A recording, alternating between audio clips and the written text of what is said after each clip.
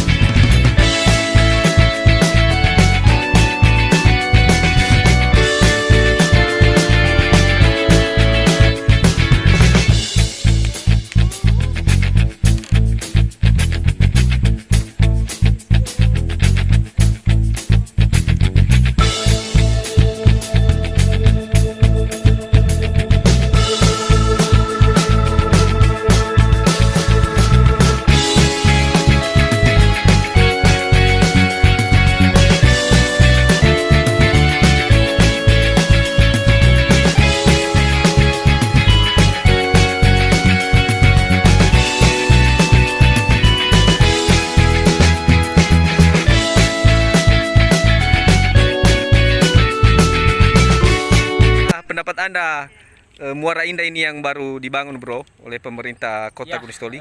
Sebenarnya ini dulu tempat wisata yang sangat lama di Pulau Nias yang dulu pernah terkenal sekali.